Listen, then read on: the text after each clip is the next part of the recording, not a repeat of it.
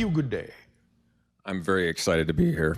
I am excited as well. Happy birthday. Thank you. Happy birthday to all of you, since you're all new every moment. Thank you.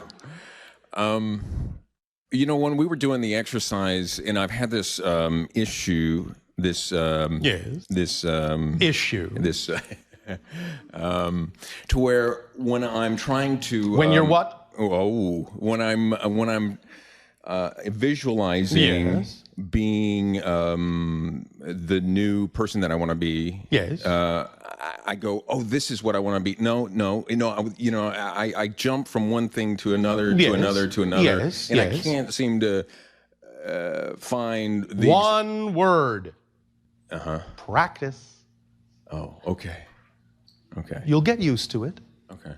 I don't have any expectation that any of you have to use this right out of the gate perfectly the first time. It is what it is, and it is perfect for what it is. But you don't have to measure yourself against some idealized version of the experience. It's up to your imagination to alter it as it sees fit in whatever way works best for you. I see. So if right now you're jumping around, then it's telling you something, perhaps both positive and negative, that you can look at. It's allowing you to use the exercise to discover something about yourself that you may wish to change. That's up to you to decide. But don't berate yourself because you think you did it wrong. I don't give you exercises that you can do wrong. I see. Also, I've been doing some research on the internet, and I hear about. You mean you searched and then you researched it? Yes. Oh, all right. Why didn't you find it the first time you searched? You know I'm playing with you. Yes, I do. All right. I've discovered there's Arcturians, there's Pleiadians, Yes. and Syrians, and Yes. and hybrids. And hybrids. Are they all working together? In general ways, in different ways. Of course, again, there are different groups with different focuses. And thus then, the ones that have similar focus will be the ones working together. There are other beings, other civilizations that are not working in the same ways, but that's all right. They're off doing other things. But Earth has the attention of many because of the transformation going on. It's a very exciting place. Is it just Earth right now? No, but it is one of the most powerful in terms of its transformation from dark to light. Because there are not that many places we've ever discovered that experience this degree of limitation. That's why we call you the masters of limitation. Yes. But you see, we recognize that Earth is not a kindergarten, it's a master class. It takes a very strong spirit to know that it can transform this degree of limitation into freedom, this degree of darkness into light. That's why we say masters of limitation, not masters of limitation, masters of limitation. You're all very strong. It's a graduating class. It's very exciting.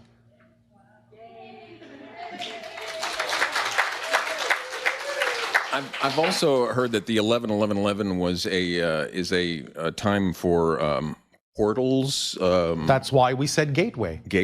Gateway, portals, vortices, all are amping up and magnifying with the vibration of the idea of crossing the threshold.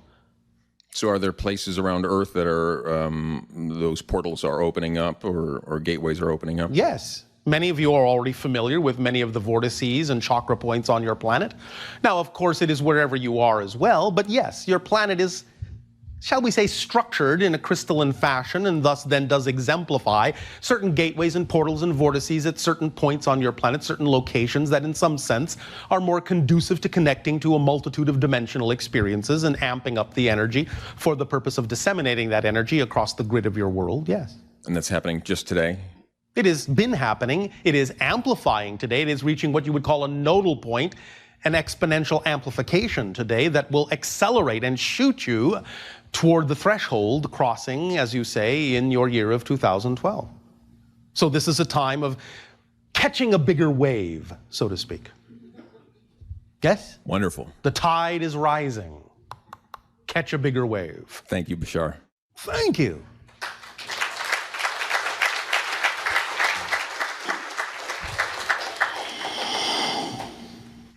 Hello. And to you, good day. This is my first time. It is our first time, too, talking with you. First time hearing about you and first time seeing you. All right, but you're not really seeing me, but I understand. And I have a question regarding you, actually. I'm Oh, pretty all right. curious. Yes, speak up so that all may hear you. First of all, I wonder, how old are you? At this particular moment, I am 197. But sometimes in this conversation, I will be different ages, depending upon what portion of my consciousness needs to communicate with you. In essence, I am, in my own time frame, over 250. Okay. Right now, the 197-year-old is the one that needs to speak to you. Why are you younger when you're talking to me? Because the idea of the things you wish to discuss, shall we say, are more germane to the vibration of that particular version of me. How do you know? I don't know. It just automatically regulates itself. Okay. Then I have another question, maybe that will be a little bit attached to this question. All how right. old you are. I have to just think how I'm going to formulate myself. No, all right. Probably best to use English. Yes, you can hear that I'm not from here. Yes. Yes.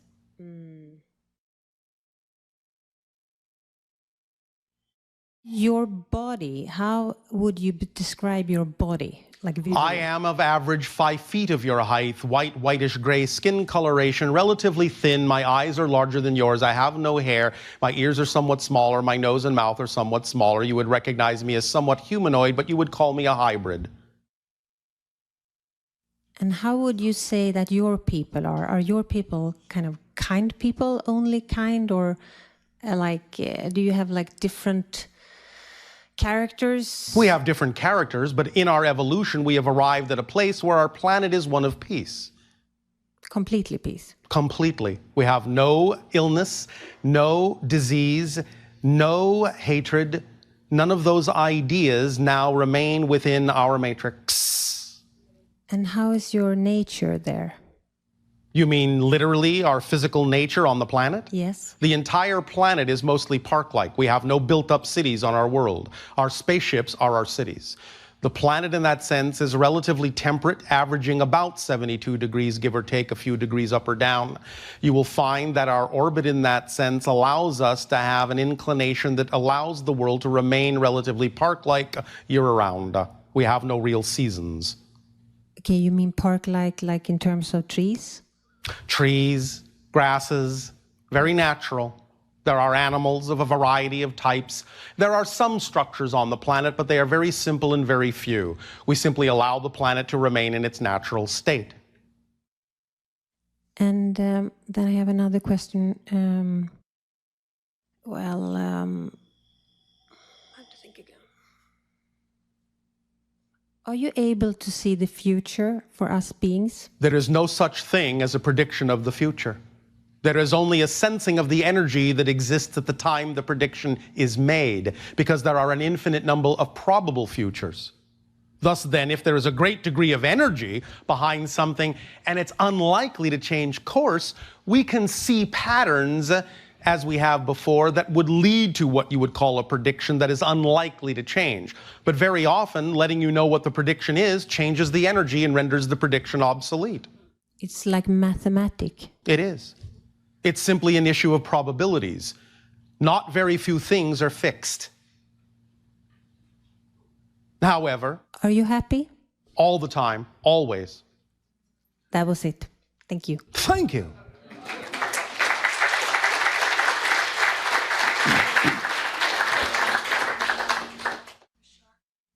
When you were talking about visualizing through the mirror, through the glass, Yes. seeing ourselves as another version of ourselves, and Yes.